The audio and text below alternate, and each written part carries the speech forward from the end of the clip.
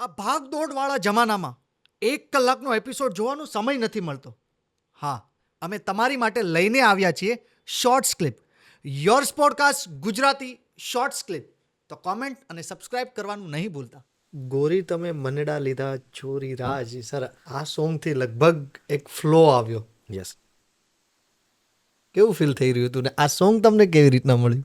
Actually આ song માટે હું કેદાર ભાર્ગવનો હું બહુ આભારી છું. અને ખાસ કરીને મિત કારિયા આ સોંગ જેણે આ મૂવી બનાવ્યું કે બ્રધર્સ.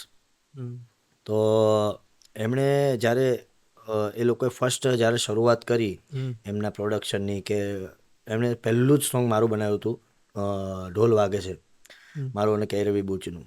અને એ વખતે ફર્સ્ટ ટાઈમે આવ્યા હતા ત્યારે એમણે મને કીધું હતું કે ભાઈ અમને ફર્સ્ટ તમારું બનાવવું છે, તો યાર અમે એક નાના બજેટ લઈને ચાલુ કરીએ છીએ કે અમને એક શરૂઆત કરવી છે, તો તમે અમને હેલ્પફુલ થાવ કે તમે કરો.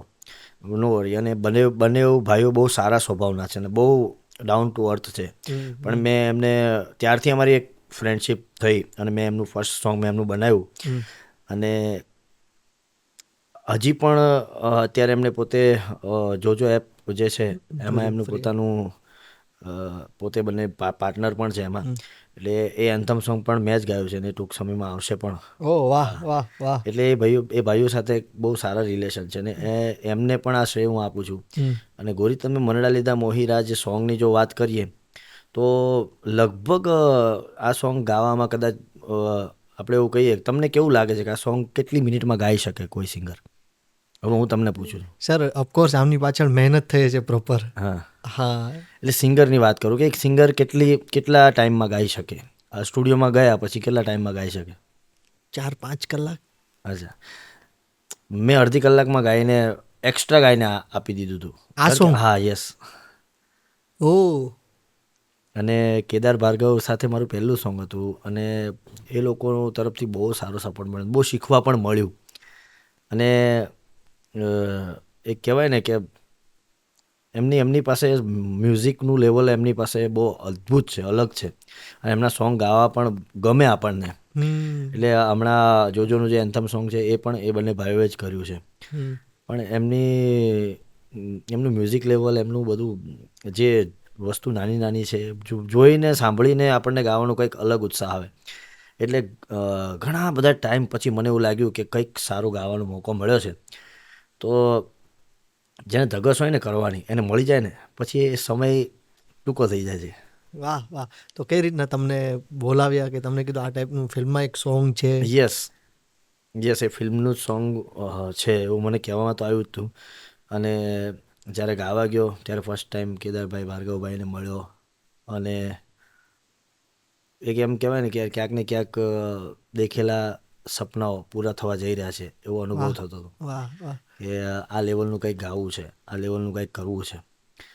અને ધીરે ધીરે પૂરા થતા જાય છે અત્યારે. પણ હજી પણ ધરો થતો નથી. હજી પણ એમ થાય છે કે હજી ઘણું બધું કરવાનું બાકી છે હંમેશા.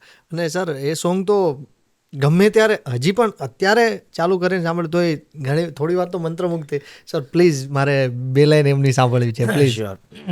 હે અંધારિયા રાતો જગમગતી ચમકી રે, અણધારી અજવાળી રમે અમથે અમથી રે, ચાંદો વાદળ પાછળ જાતો જોને શરમથી રે, ઘેરદાર ઘૂમતા રૂપરૂમ ઝૂમતા હૈયા ને ચોરે આજ, ગોરી તમે મનડા લીધા મોહીરાજ, ગોરી તમે મનડા લીધા મોહીરાજ. વાહ વાહ. એટલે આ ગીત અમુક વસ્તુ એવી થતી હોય છે કે તમે કરતા ના હોય પણ તમને તમારાથી થઈ જતું હોય છે. છે. સર, તમને ક્યારે ખબર પડી હતી કે આ સોંગ રીલ્સમાં ફૂલ વાયરલ થઈ ગયું છે? કોઈ કીધું હતું કે તમને જાતે ખબર પડી હતી? નહીં, મેં જોયું હતું. એકચ્યુઅલી નવરાત્રિ આવતા આવતા તો એ સોંગ ક્યાંનું ક્યાં પહોંચી ગયું હતું. અને મને પોતાને ખબર નહોતી. હું ઓસ્ટ્રેલિયા હતો ત્યારે, મારી ટૂર ચાલુ હતી. તો ત્યારે ઓસ્ટ્રેલિયા હતો ને હું જેમ રીલ ખોલું એટલે એક રીલ પૂરી થાય એટલે ગોરી તમે મરડા લીધા, હજી એક બીજી રીલ, ત્રીજી રીલ ગોરી તમે મરડા લીધા. મેં કીધું આ ક્યાંક ને ક્યાંક હા બહુ સારું પબ્લિક તરફથી બહુ સારો રિસ્પોન્સ મળ્યો છે. અને ભગવાન છે, પબ્લિક છે અમારે માટે ભગવાન છે કે એ અમને આટલા પ્રેમ કરે છે, આટલો સ્વીકારે છે. બસ ભગવતીને મા મોગલનું ખૂબ માનું છું અને એને એટલી પ્રાર્થના કે આવો ને આવો પ્રેમ પબ્લિક અમને કરતી રહે ને અમે કંઈકનું કંઈક એમને ગમે છે એવા સોંગ અમે ગાતા રહીએ.